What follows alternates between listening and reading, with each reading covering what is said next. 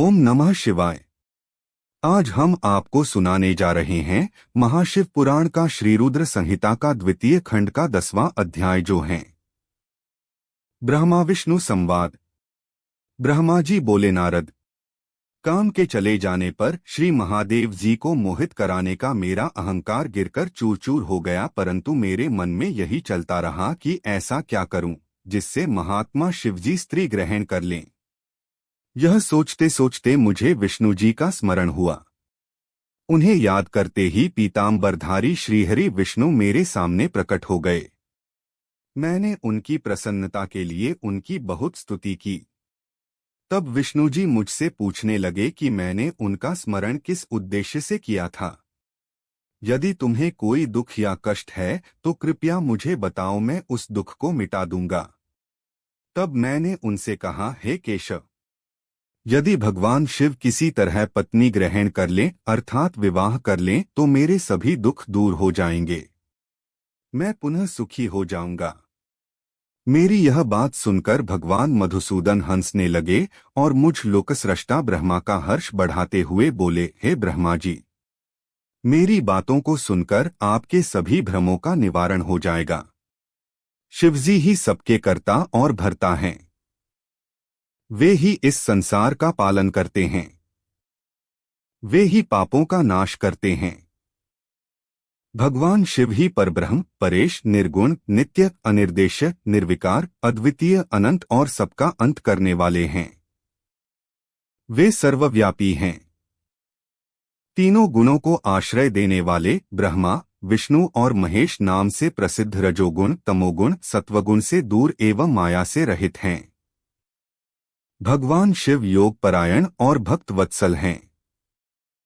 हे विधे, जब भगवान शिव ने आपकी कृपा से हमें प्रकट किया था उस समय उन्होंने हमें बताया था कि यद्यपि ब्रह्मा, विष्णु और रुद्र तीनों मेरे ही अवतार होंगे, परंतु रुद्र को मेरा पूर्ण रूप माना जाएगा।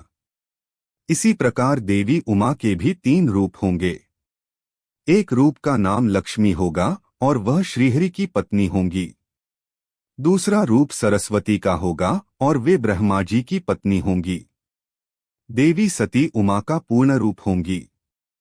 वे ही भावी रुद्र की पत्नी होंगी। ऐसा कहकर भगवान महेश्वर वहां से अंतर्धान हो गए।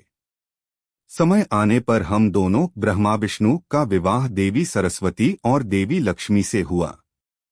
भगवान शिव ने रुद्र के रूप में अवतार लिया। वे कैलाश पर्वत पर निवास करते हैं। जैसा कि भगवान शिव ने बताया था कि रुद्र अवतार की पत्नी देवी सती होंगी, जो साक्षात शिवारूप हैं।